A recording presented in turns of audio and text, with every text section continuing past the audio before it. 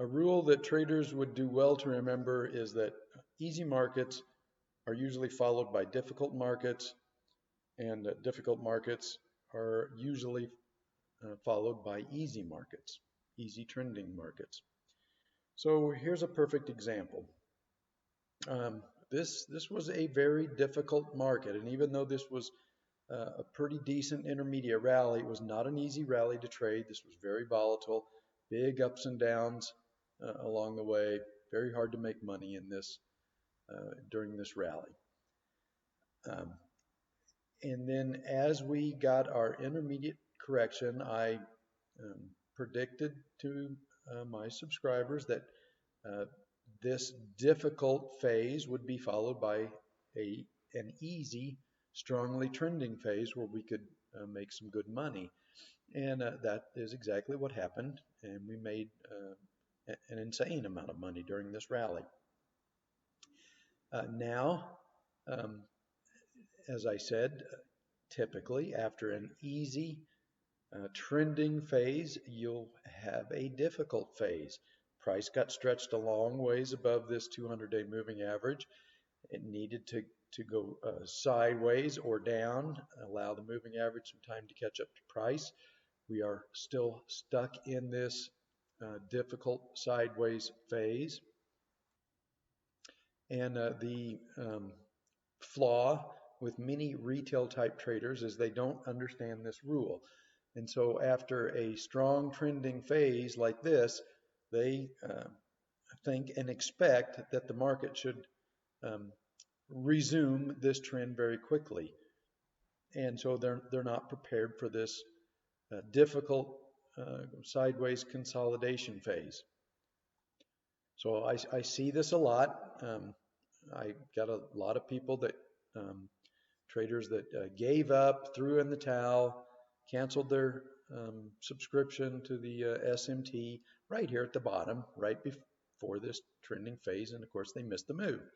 Same thing happened right in here. People got frustrated because the market wasn't doing what they wanted it to do when they wanted it to do it, and so they um, they give up or they cancel their subscription right here before the um, rally begins.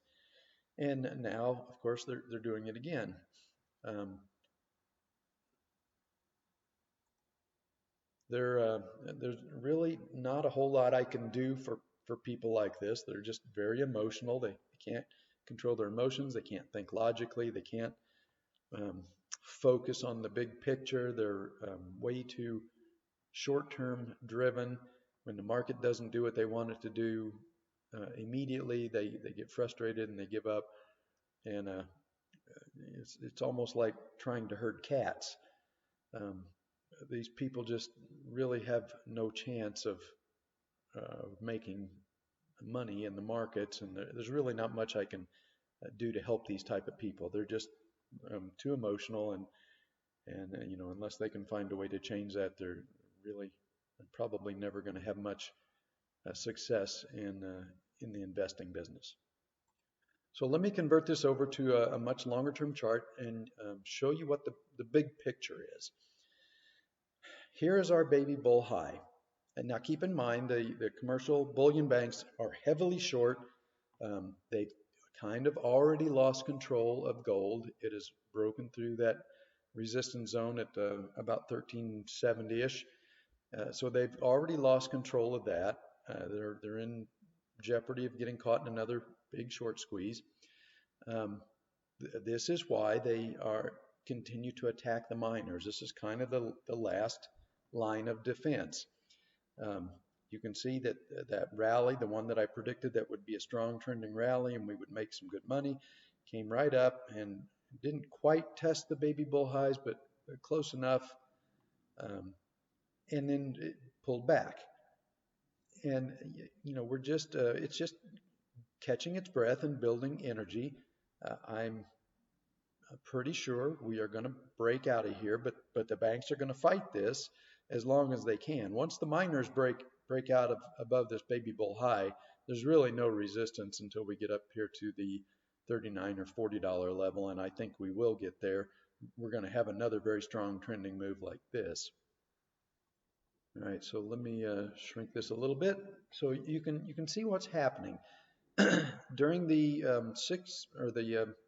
3-4 year consolidation phase after the elections. The GDX, the mining stocks, were kind of stuck in this range, in this consolidation box, and then um, that when we got that trending phase that I predicted, we broke out of that uh, consolidation box and more or less tested these baby bull highs. Now, like I said, we're backing off, but we haven't dropped back down into this consolidation box. The last intermediate cycle low has held above this lower consolidation box. So the miners are just kind of bouncing around in this range between the baby bull highs and this consolidation box.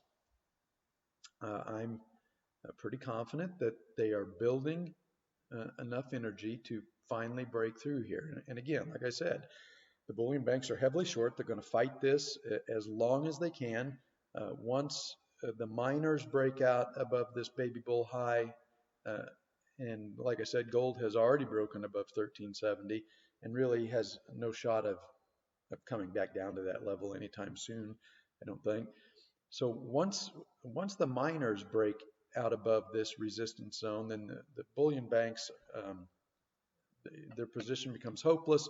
They're going to lose many billions of dollars. So they're going to fight this for as long as they can.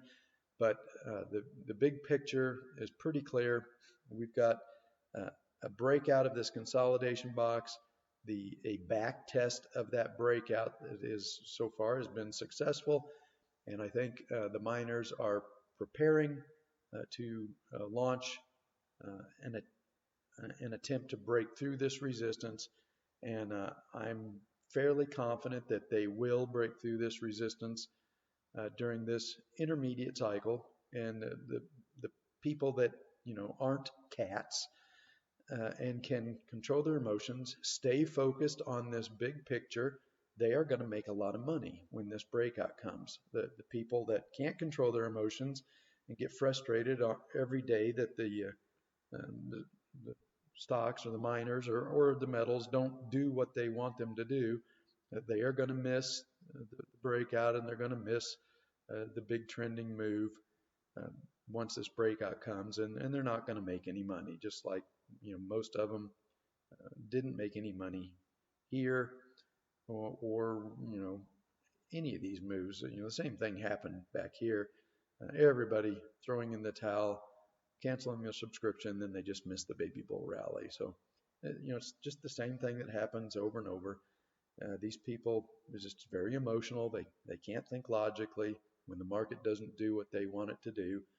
And then when the market is ready and it does take off, they, of course, have thrown in the towel, and then they miss the move, or most likely what happened is most people missed the majority of this move.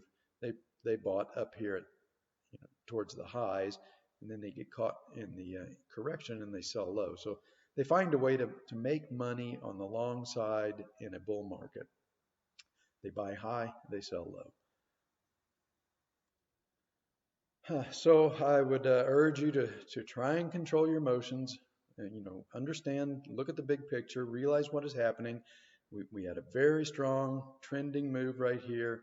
We're just in the difficult sideways consolidation phase that tends to follow these easy periods. We're in a difficult period.